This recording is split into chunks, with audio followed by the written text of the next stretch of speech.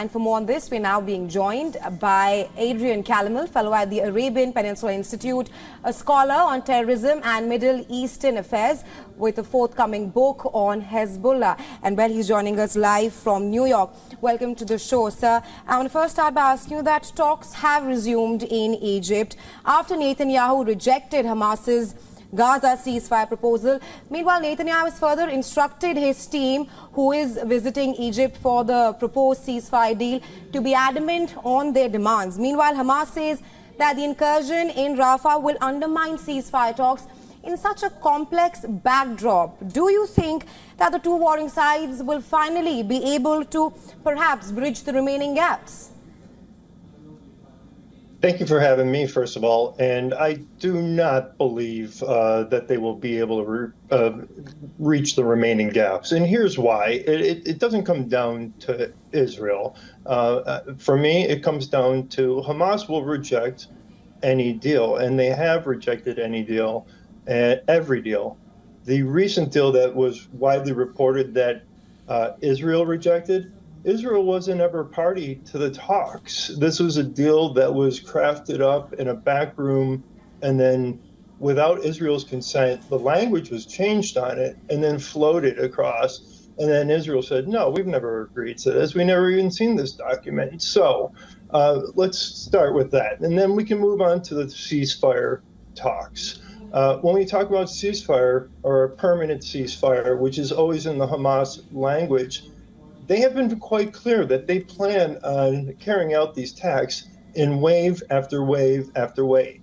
Regroup, retrain, reorganize. That's what ceasefire means. And then finally, I'll come back to the Rafah closing. It's kind of rich that the U.S. government is putting pressure on the Israelis about how to finish off Hamas, because the IDF is not going to make the same mistake that the American military made 20 years ago in Afghanistan when they decided to use Pakistan in a hammer and anvil approach. The reason why Israel has taken that crossing is to make sure that they can't escape. Hamas cannot escape. It's not to restrict humanitarian aid. There is enough humanitarian aid going into Rafah. It's to close off the rat lines where people can move out, those 4 battalions. And that's why you see these very last ultimatums saying from Hamas that if any incursions happen, these continue to happen, then they're going to kill the hostages. Mr. Calamel, they're being maximalistic. Yep. Yes. I wanted to just come in here, as you mentioned at the beginning, that you don't see the two sides closing off those gaps.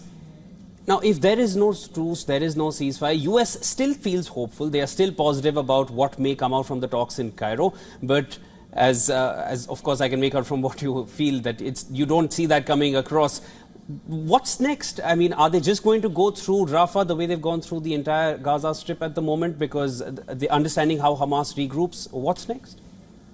Well, they prosecuted this war very meticulously, very carefully. And they have moved across and moved regions and really tried to mitigate the damage that's been done. We can't trust the numbers that come out of the Gaza Ministry of Health or the Hamas Ministry of Health.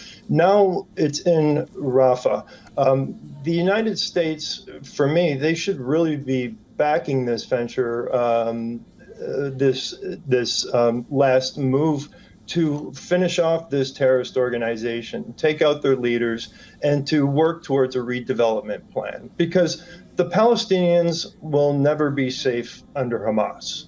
They use them as human shields. So all right. I don't know where we go from here. Our State Department, Blinken, we have a tendency to think we can talk our way out of any deal and make backroom deals, but sometimes you just can't negotiate a deal that's going to work, because one group's going to reject it every time.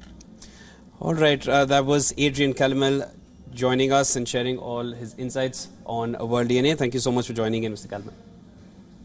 Thank you.